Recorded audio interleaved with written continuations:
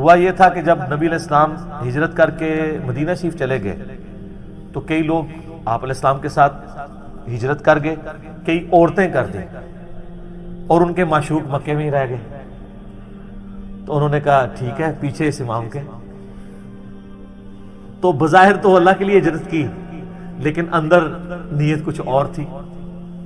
بری نہیں تھی، نکاح کرنا کوئی بری چیز نہیں ہے، لیکن اللہ تو آپ کو پتہ ہے نا، خالص چیز کہتا ہے میرے لیے دین خالص کو۔ حتیٰ کہ مسند احمد میں حدیث ہے جس نے دکھلاوے کے لیے نماز پڑھی اس نے شرک کیا۔ نماز پڑھی اللہ کی، لیکن کسی کو دکھانے کے لیے پڑھی تو شرک ہو گیا۔ یار اس کی تو نماز نہیں پڑھی، شرک کیوں ہو گیا؟ اللہ کہتا نہیں، میرے لیے پیور نہیں رہا۔ جس نے دکھلاوے کے لیے روزہ رکھا اس نے شرک کیا، جس نے دکھلاوے کے لیے صدقہ کیا اس نے شرک کیا۔ تو انما الاعمال بالنیات کا تعلق صرف نیک اعمال سے ہے، برے اعمال سے نہیں ہے۔ کنو کٹ لو، کوئی ایکسٹرا جوڈیشل ایکٹیویٹی پرفارم کرنا، خواہ کوئی ریاستی ادارہ کرے، کوئی دہشت گرد تنظیم کرے، کوئی علامہ صاحب کریں، کوئی مولانا صاحب کریں، حرام ہے، ورنہ انارکی پھیل جائے گی۔ یہ کوئی بنانا ریپبلک تو نہیں ہے کہ جس کا جو دل کیا وہ کرنا شروع کر دے۔ یہ ہمارے جو وزیرستان کے علاقوں میں ہو رہا ہے ماورائے عدالت قتل، تو آپ دیکھیں خاندانوں میں کس طرح دشمنی آگے چلتی ہے۔ نام دین کا رکھا ہوا ہے اور غیرت کے نام پہ قتل کر رہے ہیں۔ اسلام میں غیرت کے نام پہ کوئی قتل ہے؟ اور نام اس کو غیرت دیا۔ اس سے بڑی کوئی بغیرتی نہیں ہے کہ کوئی شخص کسی کی جان اس طریقے سے چھین لے۔ سر جامعہ ترمذی میں حدیث ہے، نبی علیہ السلام نے فرمایا کہ ایک مسلمان کو قتل کرنا اللہ کے نزدیک ایسا ہی ہے گویا پوری زمین کو برباد کر دے۔ جامعہ ترمذی میں سنن ابن ماجہ میں حدیث ہے کہ کعبہ تیری خوشبو بڑی اچھی ہے، لیکن ایک مومن کی حرمت اللہ کے نزدیک تجھ سے بڑھ کر ہے۔ امیجن کریں۔ صحیح بخاری میں حدیث ہے جس نے ایک ذمہ کافر کو قتل کیا جو ٹیکس دے کر مسلمانوں کے ذمہ تھا، جس کی حفاظت کرنا، وہ جنت کی خوشبو بھی نہیں پائے گا، اگرچہ جنت کی خوشبو 40 سال کی مسافت سے آ رہی ہوگی۔ 50,000 سال کا دن ہے قیامت کا، جب اس میں 40 سال رہ جائیں گے تو جنت کی خوشبو آنا شروع ہو جائے گی۔ لیکن جس نے کسی کافر کو بھی ناحق قتل کیا وہ جنت میں نہیں جائے گا، خوشبو بھی نہیں پائے گا۔ کتنا سینسٹیو معاملہ ہے۔ بخاری مسلم دونوں میں حدیث ہے قیامت والے دن سب سے پہلے قتل کے مقدمے کی پیروی ہوگی۔ ابو داؤد میں مسند احمد میں حدیث ہے کہ سب سے پہلے نماز کے بارے میں سوال ہوگا، لیکن وہ حقوق اللہ کا سوال ہے۔ حقوق العباد میں پہلا سوال قتل کا ہوگا، اور یہ قتل کے سوال والی حدیث بخاری مسلم ہے۔ ابو داؤد ترمذی میں حدیث ہے نبی علیہ السلام فرمایا قیامت والے دن مقتول اپنے قاتل کو پیشانی کے بالوں سے پکڑتا ہوا گھسیٹتا ہوا اللہ کی برگاہ میں لائے گا، اس حال میں کہ اس کی رگوں سے خون بہ رہا ہوگا، اور کہے گا یا اللہ اس قاتل سے پوچھ اس نے میری زندگی مجھ سے کیوں چھینی تھی۔ تو اللہ تعالیٰ پھر آپ ذرا دیکھیں اس کو اتنا اللہ تعالیٰ مقام دے گا کہ وہ اللہ کے عرش تک پہنچ جائے گا۔ اور سنن نسائی میں آگے الفاظ ہیں، وہ صحابی کہتے ہیں اے حکمرانوں کسی کے قتل پہ معاونت نہ کرو، بڑا سخت معاملہ ہونے والا ہے۔ وہ صحابی حدیث روایت کر کے یہ کہتے ہیں، یا حکمران کہتے ہیں نہیں خیر ہے۔ بخاری مسلم میں حدیث ہے تم میں سے ہر شخص مسئول ہے اور اس سے اس کی رعیت کے بارے میں سوال کیا جائے گا۔ ایک حکمران سے اس کی رعیت کے بارے میں پوچھا جائے گا اس نے اپنے عوام کے ساتھ کیا کیا۔ مسلم شریف کے الفاظ ہیں کہ بدترین چرواہا وہ حکمران ہے جو اپنی عوام پہ ظلم کرے، ایسے شخص پہ جنت حرام ہے۔ جیسے چرواہے اپنی بھیڑوں کی حفاظت کرتے ہیں نا، بھیڑیے کے اگینسٹ اور بکریوں کی، حکمران کا کام ہے کہ وہ انصاف فراہم کرے۔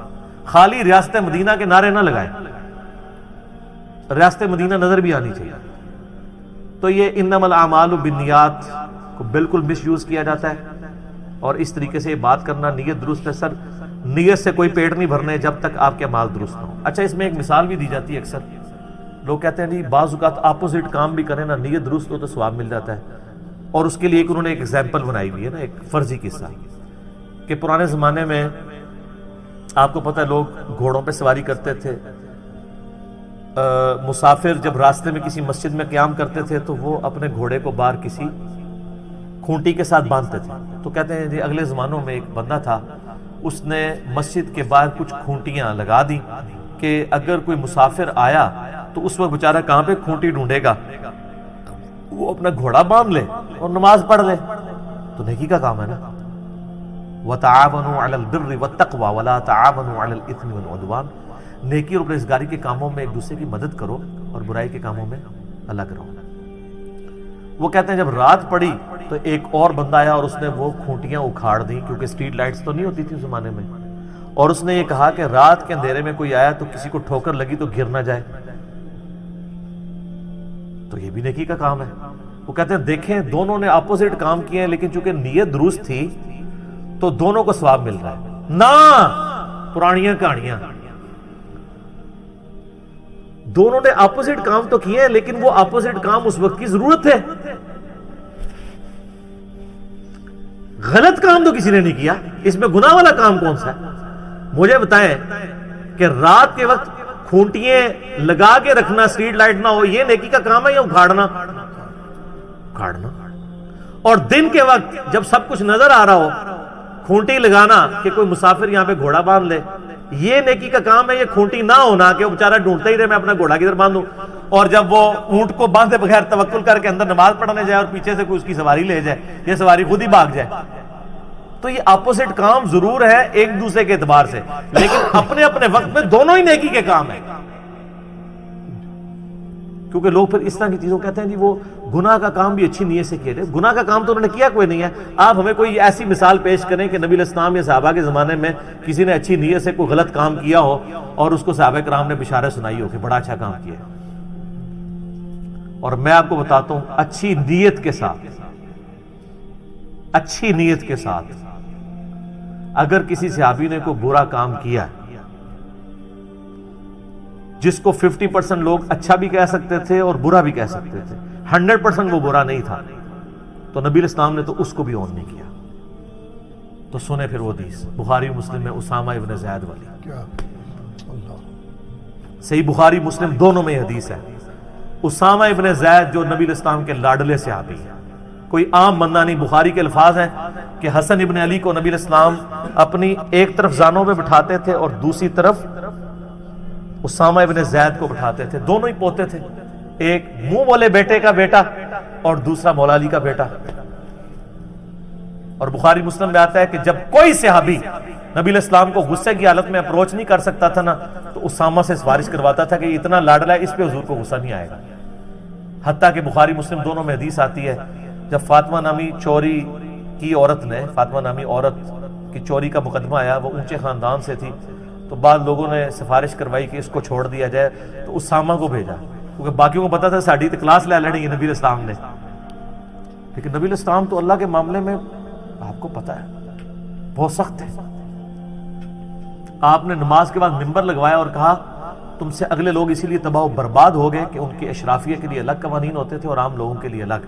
اللہ کی قسم اگر میری بیٹی فاطمہ بھی چوری کرتی تو میں اس کے بھی ہاتھ کٹوا دیتا ہوں، تم اللہ کے حدود کے معاملے میں مجھے سفارش کروا رہے ہو۔